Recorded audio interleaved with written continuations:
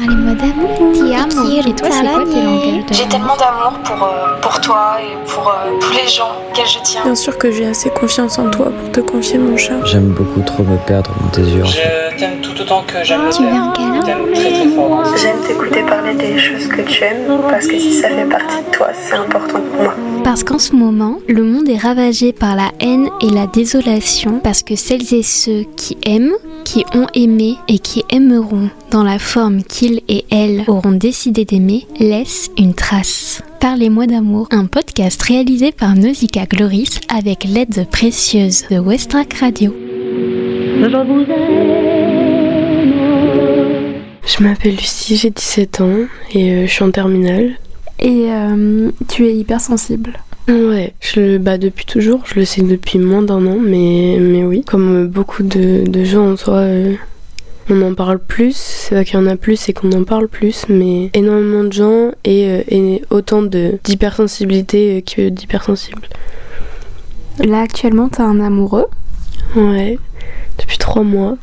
Et comment ça se passe pour gérer l'hypersensibilité de chaque personne dans un couple? Alors faut être énormément à l'écoute. Déjà moi je sais que je pourrais pas sortir avec quelqu'un qui est pas hypersensible parce que dès le début ça fait la différence. Parce qu'il faut être compris que quand on l'est pas, ça peut être compliqué de comprendre parfois certaines émotions qui peuvent paraître trop ou ridicules. Mais c'est vrai que ça demande beaucoup d'attention, d'explication et de communication pour la moindre interprétation fausse, tout de suite besoin d'être rassuré. Ouais non c'est beaucoup de communication. Et vous vous en sortez? Oui, jusque là. En plus, on est jeunes, donc et puis moi, c'est ma première fois dans une relation, donc il y a tout ça et ça peut paraître énorme et pas facile à gérer, mais oui, parce que quand on parle beaucoup et ouvertement, je pense que ça marche. Et comment vous vous êtes rencontrés? Alors on est dans la même classe, mais au début on se parlait pas trop. Mais c'est à l'anniversaire de moi, ma meilleure amie, eux ils se connaissent depuis la maternelle. On s'est retrouvés dans la même soirée à parler et là ça a commencé. Est-ce que t'es amoureuse? Oui. Et comment tu sais que tu es amoureuse? Ouah, grosse question ça. Je me le suis dit, je me suis fait la remarque même avant qu'on soit ensemble. Déjà c'était, normalement je prends peur et je botte en touche. À chaque fois j'arrêtais au tout début. Là j'ai essayé d'arrêter mais il s'est accroché. Et je voyais qu'au fur et à mesure j'avais pas peur et que j'étais prête. Et que j'avais beaucoup moins d'anxiété que ce que j'imaginais et que ce que je pouvais avoir avant. Et c'était différent surtout, j'étais à l'aise. Et à un moment en lisant un message, j'ai juste eu le wow, mais je l'aime en fait. et ouais, je sais pas, il n'y a pas de moment. Je pense que c'est sur la longueur qu'on tombe amoureux et c'est pas un moment précis. Et on choisit aussi, je pense que c'est un choix, c'est un engagement, donc c'est là, mais c'est aussi un choix. Et lui, il est amoureux? Oui, on me dit beaucoup, mais comme la première fois, en fait, j'ai l'impression que ça s'arrête pas et qu'on a toujours envie de le dire tout le temps à l'autre et c'est beaucoup à travers l'écriture, les textes, même les attentions, tout ça. On a deux différentes façons de montrer notre amour et ça, j'aime bien en vrai. Que vous n'ayez pas le même langage d'amour? Ouais. Du coup c'est riche, on apprend à connaître l'autre à travers sa façon de montrer son amour. Je trouve ça hyper beau. Moi ça a toujours été en prenant soin de mes proches. Et l'autre jour il était malade, il avait pas dormi de la nuit. Je dis je me lève, je vais faire des pancakes, essayer de dormir pendant ce temps-là. Et lui ça l'a marqué de fou. Et moi c'est des trucs qui sont normaux parce que ça a toujours été comme ça, que je veux que mes proches soient bien. Et lui c'est à travers... Je pense les attentions aussi, mais les cadeaux, il adore faire des cadeaux. Est-ce que tu trouves qu'on se prend trop la tête en amour? Alors des fois je pense qu'il faut lâcher prise, enfin... Déjà le fait d'être hypersensible directement, il y a un truc... on se prend tout le temps la tête, j'ai l'impression, sur la moindre chose qui doit être expliquée. Des fois ça a l'air compliqué, Alors que je me dis, faudrait peut-être prendre un peu de recul et en fait, juste en connaissant l'autre et en sachant pourquoi il réagit comme ça, pourquoi il agit de telle façon, on n'a pas besoin d'avoir peur. On sait juste que c'est pas de sa faute, que l'autre est mal. Ou... En fait, si on connaît l'autre, je pense qu'on apprend mieux ses réactions et qu'on peut être là au lieu de faire des reproches, en mode tu t'éloignes. Je pense qu'en se connaissant bien, en prenant un peu de recul, on peut éviter de se prendre trop la tête. Et c'est quoi l'hypersensibilité ? Oula, alors je veux pas dire n'importe quoi parce que je suis pas expert si on a dansé le travail, mais en plus ça peut être différent pour tout le monde, mais c'est des sens, peut-être un sens plus que l'autre qui sont plus développés, c'est une caractéristique mentale. Le cerveau je crois qu'il y a une partie qui est un peu plus sensible, on ressent les choses beaucoup plus intensément, puis c'est souvent lié à une autre caractéristique mentale, donc HPI, les TDAH, c'est pas toujours, ça vient pas toujours seul. Et moi par exemple c'est les sons beaucoup. J'ai toujours été très très sensible à ça. Par exemple un feu d'artifice, j'avais 3 ans, je me suis endormie quand ça a commencé. Après je faisais des crises de panique, c'était impossible pour moi, je pleurais tout le temps. Et les gros bruits je supporte pas. Genre à une soirée la musique elle était trop forte, j'ai fini en boule, les mains sur les oreilles dans une autre pièce. Même le goût, les textures, à plein de trucs, je suis super difficile et j'aimais pas parce que la texture est trop bizarre, même les odeurs, la vue, moi c'est beaucoup à travers l'essence, mais je sais que c'est différent chez tout le monde et je veux vraiment pas dire n'importe quoi, mais voilà. Là actuellement t'es en train de steamer avec ton doudou, c'est-à-dire que tu fais un mouvement d'autocontrôle pour te désangoisser. Comment on gère les angoisses entre deux hypersensibles ? C'est une bonne question. Après, j'ai toujours fait ça. Je sais pas si c'est le stress, j'ai peut-être un TOC, mais les angoisses, déjà, c'est difficile à gérer seul. Alors, je pense que ouais, ça doit être plus facile en couple parce que moi, je sais pas bien appliquer les conseils que je peux donner à moi-même, mais je sais que ceux que je peux donner peuvent aider et lui pareil. Donc au final, à travers les mots, je sais que moi, mon humeur a déjà switché quand il m'envoyait des messages pour me rassurer. Et c'est en étant là et à l'écoute et en donnant des conseils, je pense que c'est plus facile. Moi, avant, j'avais tendance à juste m'enfermer, à pas parler, à juste être dans l'angoisse, l'anxiété. Et là, c'est beaucoup plus facile et j'en ai beaucoup moins qu'avant. Et toi, t'as 17 ans et lui, il a 18 ans. Est-ce que t'as quand même l'impression de continuer à grandir à ses côtés ?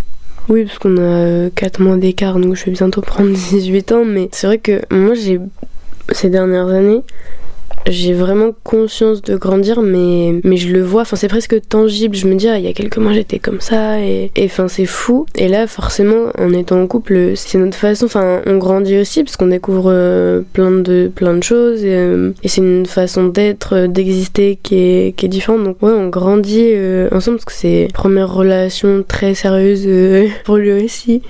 Donc oui. Mais même moi individuellement à côté, parce qu'il faut pas oublier ça. Ouais, j'ai toujours ce truc de il y a quelques mois j'étais comme ça, là je suis comme ça. Non, ça j'aime bien en plus revoir ce décalage dans nos âges. Enfin oui, on grandit à une vitesse folle. Notre façon de penser, elle évolue tout le temps, constamment, et après c'est pas facile, surtout qu'on est hyper connecté dans une société qui va pas bien du tout, et nous on est vachement anxieux par rapport à ça et on en parle beaucoup, et ça peut mettre dans des humeurs parfois horribles, et du coup de grandir en même temps que ça, c'est pas toujours facile, mais on essaye. T'es angoissée par rapport à la situation actuelle du monde ? Bah oui, complètement. Moi, ça a toujours été. Dès que j'étais petite, je voulais faire un métier pour sauver le monde. Puis après, j'ai commencé à vouloir faire du cinéma. Je me suis dit, de base, photographe de guerre. Et je me suis dit, si on montre aux gens ce qui se passe, ils vont agir, ça va s'arrêter. Et après, j'ai encore grandi et j'ai réalisé que les gens savaient, mais qu'ils faisaient rien. Et là, c'était une totale perte d'espoir, de sens. Je vais faire quoi du coup ? Je veux toujours faire du cinéma engagé, toujours montrer ce qui se passe, des choses qui sont pas forcément connues. mettre l'accent sur des événements, des crises, la vie d'une personne qui grandit dans des conditions qui sont différentes des nôtres et qui est très difficile, mais en fait juste je sais pas, ça a toujours été là-dessus parce que ça m'a toujours aux infos angoissée de voir les guerres, de voir les gens de mon âge qui vivent dans des conditions qui sont terribles, de voir la chance que j'avais et de me dire mais en fait toutes ces injustices ça m'a toujours vraiment tellement émue et tellement fait mal et j'ai toujours eu envie de travailler, de faire des choses par rapport à ça. Après d'encore grandir et de voir qu'au final c'est un système politique, économique et que au final les gens savent mais ne font rien. Grosse perte de sens et d'espoir envers une société où j'ai pas trop envie d'évoluer au final. À ton avis, de quoi on aurait besoin pour que le monde aille mieux ? Déjà ce qui fait tout ça et ce qui fait que tout va mal, c'est que tout est centré sur l'argent et déjà ça serait à changer, mais c'est facile à dire et pas facile à changer. Mais c'est un podcast sur l'amour. Est-ce que dire que l'amour peut changer le monde ? Je pense que si tout le monde en recevait, si tout le monde était éduqué d'une bonne façon, déjà l'éducation ça change beaucoup.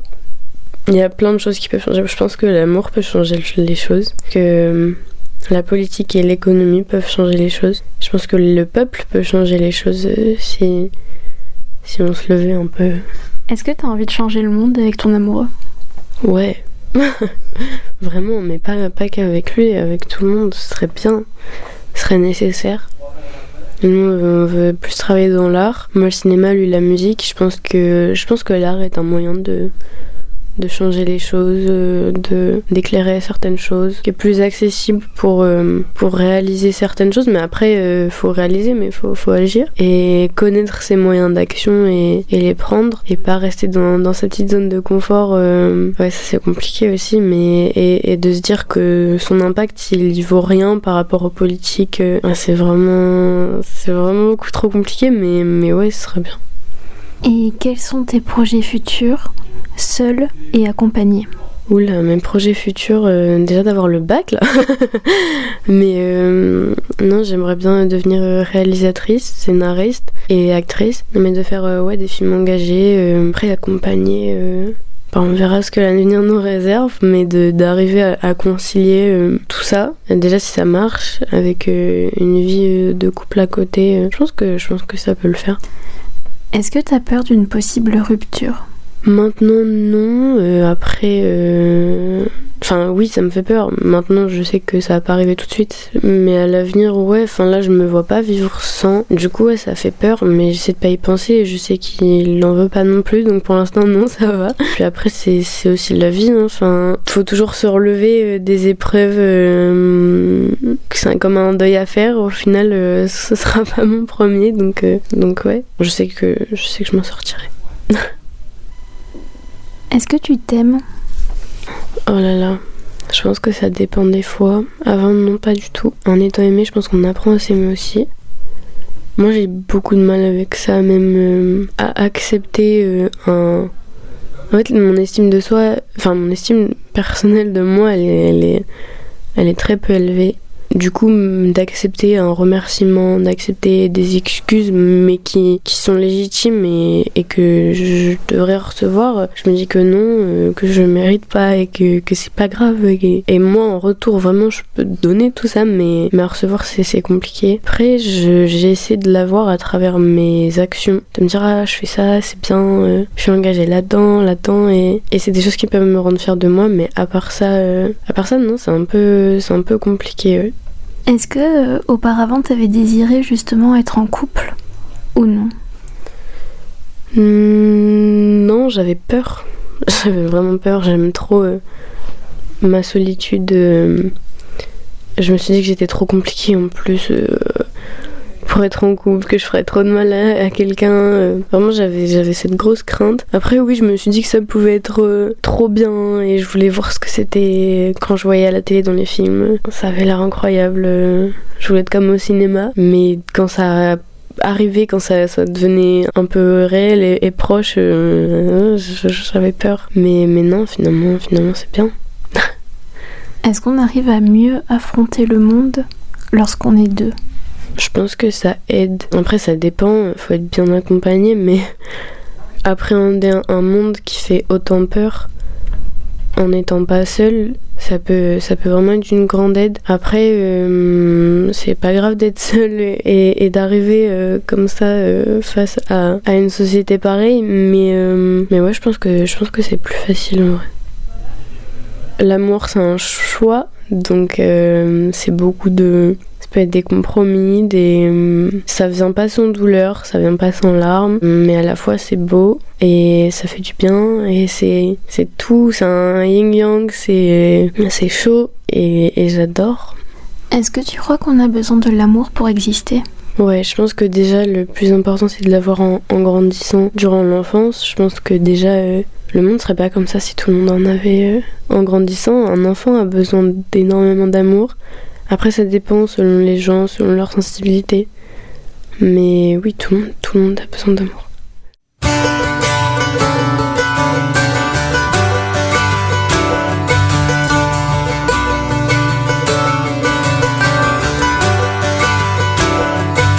And I'd give up forever to touch you, 'cause I know that you feel me somehow.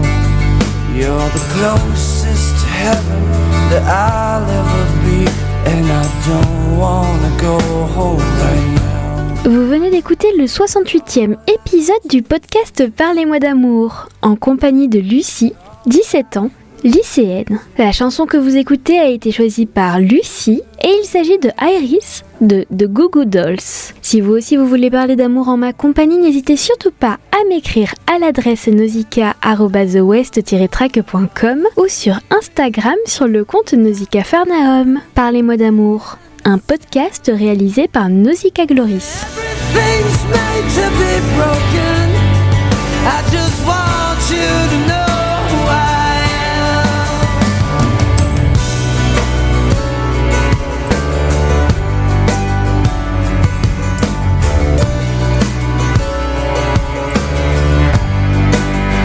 And you can't fight the tears that ain't coming, all the moment of truth in your lies.